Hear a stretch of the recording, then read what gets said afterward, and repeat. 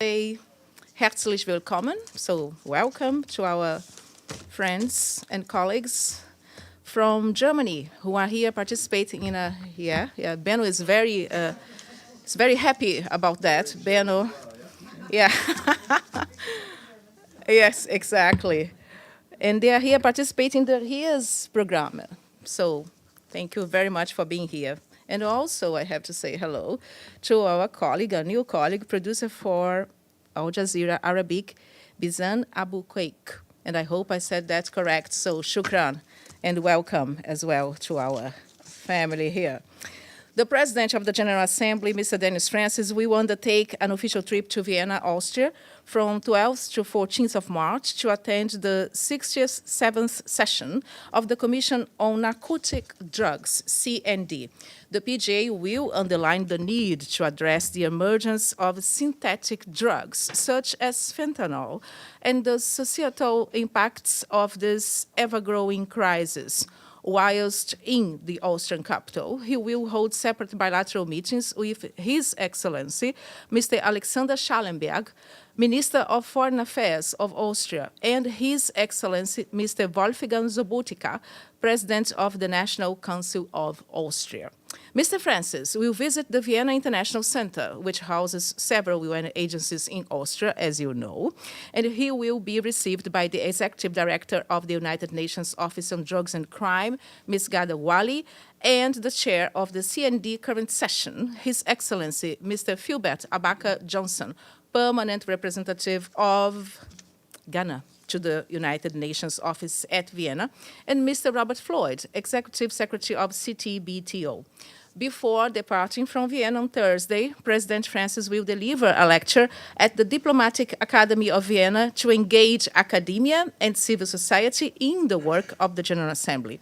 Travel costs are being covered by the OPJ's Trust Fund for the PGA, his chef de cabinet, a senior political affairs advisor, as well as a communications advisor. On Friday, the next day, 15th March, President Dennis Francis will arrive in Baku, Azerbaijan, to attend the 11th Global Baku Forum from the 15th to the 16th March. There, the PGA will deliver a special address on the forum's theme, Fixing a Fractured World, emphasizing the need for unity, solidarity, dialogue, and diplomacy to address ongoing geopolitical tensions, and with a view to restore the multilateral system as well as international cooperation. The PGA will have several engagements, including participating in a panel discussion on the objectives that can be set for the 2024 UN Climate Change Conference, COP29, which will be held in Baku, as you know, from the 11th to the 22nd of November. The President of the General Assembly will pay a courtesy call on the President of the Republic of Azerbaijan, His Excellency Ms. Ilham Aliyev. The PGA will also hold separate meetings with other Azerbaijani authorities, including the Foreign Minister, His Excellency Mr. Ceyhun Bayramov, and the Chair of the Milli Majlis of the Republic of Azerbaijan, Her Excellency Mrs. Saiba Gafarova, among others. The PGA delegation to Baku includes his chef de cabinet, a special advisor on the Summit of the Future, an advisor on political affairs, peace and security team, as well as communication advisor, and travel costs are covered by the Republic of Azerbaijan. So today, the President of the General Assembly has delivered welcoming remarks at the informal briefing on the priorities of the G20 presidency by Brazil's G20 Sherpa, Ambassador Maurício Carvalho Lírio. The theme of the Brazilian president is Building a Just World and a Sustainable Planet. The meeting is also being attended by the Undersecretary General for Economic and Social Affairs, Mr. Lin Zhonghua. In his remarks, the PGA said that as we continue to seek ways to infuse some fresh perspectives into our multilateral system, we all look forward to hearing about the G20's plans to bolster global stability and also to strengthen international governance during these challenging times. Mr. Francis also echoed the Secretary General's call, Mr. Antonio Guterres, for a new Bretton Woods moment, emphasizing the importance of prioritizing the needs of developing countries within the global financial framework.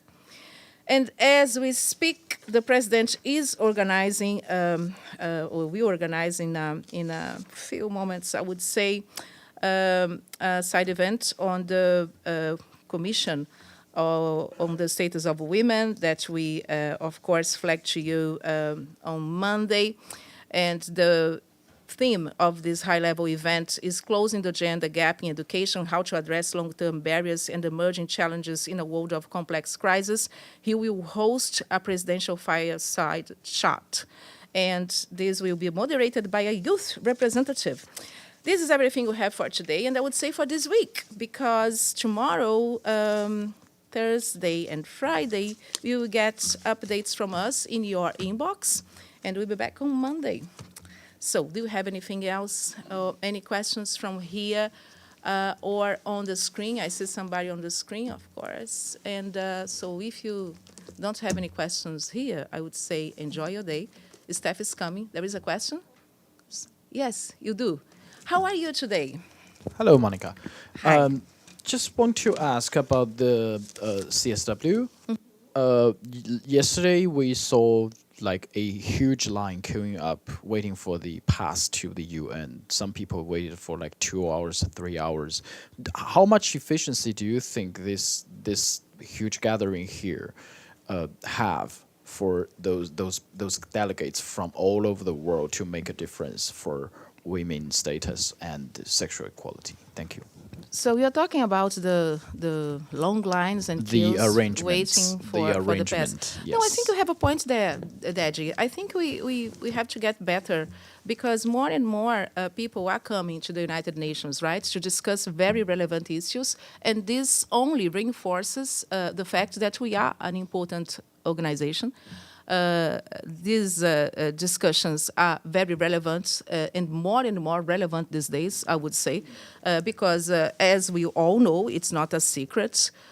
Gender equality, unfortunately, is not a reality, and it should be. No? This is our commitment, also sealed in the SDGs, as we all know, with the SDG number 5, gender equality. And this is not, so more and more, I think it is realistic from us to expect that we will have more and more people here. But there is another element, another component to your question, which is the organization, how we get everybody in the building. Because, of course, there is an enormous number of attendance. And I think there it's a discussion that, of course, we should have as, the Secretariat and other bodies in this building, how we can get more effective, because the interest will not decrease. The interest will increase. Sure. Thank you so much. So thank you very much. Enjoy your afternoon, and Steph is coming. Thanks.